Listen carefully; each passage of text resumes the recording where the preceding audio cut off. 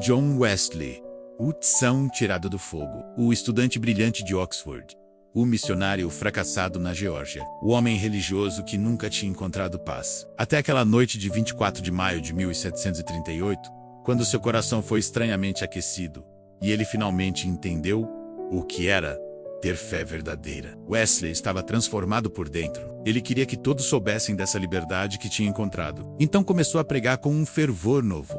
Pregava sobre a necessidade de um novo nascimento, sobre conversão, sobre ter certeza da salvação. Mas havia um problema. A Igreja da Inglaterra não gostou nada disso. Para eles, Wesley estava causando divisão. Estava sendo fanático demais, emocional demais. Uma por uma, as portas das igrejas se fecharam para ele. John Wesley, o ministro ordenado, o professor de Oxford, foi banido dos púlpitos. Mas então, ele fez algo que nenhum ministro respeitável faria. Algo que mudaria a história para sempre. Fevereiro de 1739. Wesley recebe uma carta urgente de seu amigo George Whitefield, que estava em Bristol. Whitefield havia começado a fazer algo escandaloso. Estava pregando ao ar livre, em campos abertos, para mineiros de carvão que nunca pisavam numa igreja. E as multidões eram enormes. 3.000, 5.000, 10.000 pessoas. Whitefield precisava viajar e implorou a Wesley: venha continuar o trabalho aqui. Wesley estava horrorizado. Ele escreveu em seu diário: eu quase achei que era pecado salvar almas fora de uma igreja. Para ele, um homem de Oxford, acostumado com togas acadêmicas e liturgias formais, pregar num campo era vulgar, era indigno, era vergonhoso. Mas ele foi. E em 2 de abril de 1739, pela primeira vez na vida, John Wesley pregou ao ar livre. O local era Hanyon Mount, perto de Bristol. O público, cerca de 3.000 mineiros de carvão que tinham saído direto das minas subterrâneas. Eles estavam imundos, cobertos de carvão da cabeça aos pés. Alguns ainda carregavam suas picaretas. Eram homens rudes, violentos, muitos deles bêbados. Trabalhavam 14 horas por dia em condições desumanas, vivendo como animais. Wesley subiu num pequeno monte e começou a pregar. Ele pregou sobre o amor de Deus, sobre como Cristo morreu até mesmo por eles, sobre como podiam ser perdoados, sobre como podiam ter uma nova vida. E algo extraordinário aconteceu. Lágrimas começaram a rolar dos rostos daqueles homens durões. E na medida que as lágrimas desciam, faziam sulcos brancos nos seus rostos negros de carvão. Wesley nunca tinha visto nada assim. Nas igrejas elegantes de Londres, as pessoas ouviam seus sermões educadamente, mas sem emoção. Aqui, esses homens brutalizados choravam como crianças. Naquele momento, Wesley entendeu. Este era seu púlpito. Não as catedrais menos, mas os campos. Não a elite menos, mas os pobres. Não os educados, mas os esquecidos. Ele escreveu: perdi meu púlpito nas igrejas, mas ganhei o mundo como minha paróquia. Mas pregar ao ar livre tinha um preço terrível.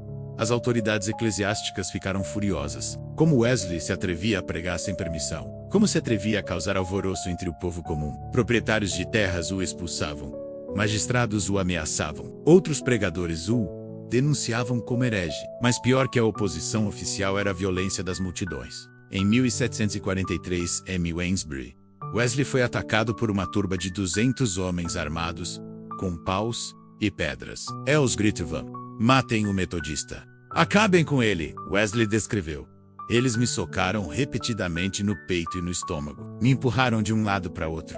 Algum me puxou pelos cabelos. Senti pedras e punhos batendo em minha cabeça. Mas estranhamente, Wesley manteve a calma. Olhou nos olhos do líder da turba e começou a conversar com ele. Falou com tanta serenidade que o homem ficou confuso.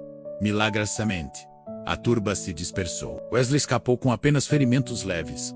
Esse tipo de ataque aconteceu dezenas de vezes. Em Devizes, jogaram pedras nele até que saiu sangrando. Em Walsall, uma mulher tentou furar seus olhos. Em Cork, Irlanda, 500 pessoas cercaram a casa onde ele estava e tentaram queimá-la. Uma vez, um homem atirou uma pedra diretamente em sua cabeça de curta distância. Wesley se virou no último segundo, e a pedra apenas o raspou. Ele escreveu: quanto mais me perseguem, mais o evangelho se espalha. O sangue dos mártires é a semente da igreja. Os inimigos de Wesley tentavam intimidá-lo, mas cada ataque apenas trazia mais publicidade. Multidões cada vez maiores vinham para ver o homem que sobrevivia a tudo. E Wesley, ele simplesmente continuava.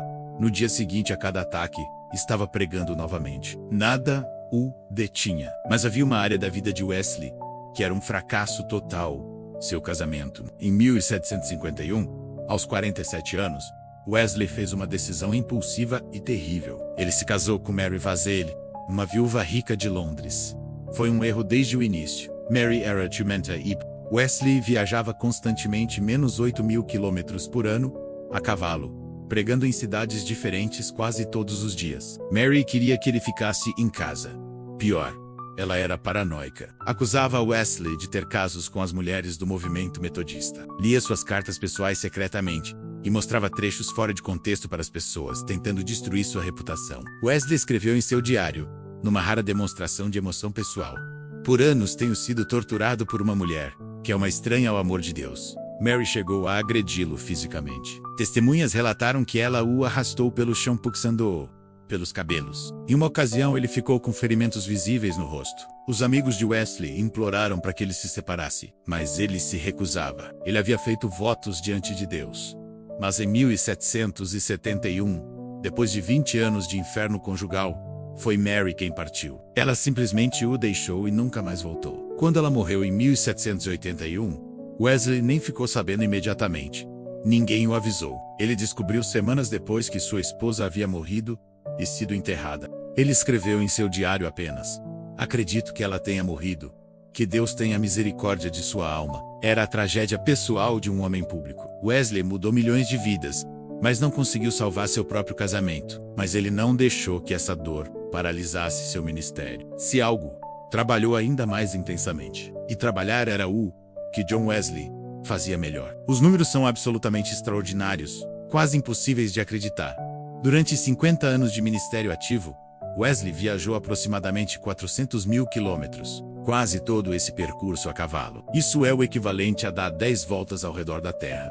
Ele pregou cerca de 40.000 sermões, uma média de 3 sermões por dia, todos os dias, por 50 anos. Escreveu e publicou mais de 400 obras, livros, panfletos, tratados. Editou uma biblioteca de 50 volumes de conhecimento universal para educar os metodistas. Publicou um inário com mais de 7.000 hinos. Todo dia durante décadas Wesley acordava às 4 da manhã. Orava por 1 hora. Depois estudava hebraico, grego ou lia filosofia e teologia. Às 5 da manhã começava a pregar. Ele pregava para dezenas de milhares ao ar livre, mas também visitava casas, prisões, hospitais. Aconselhava pessoalmente. Resolvia disputas. Organizava.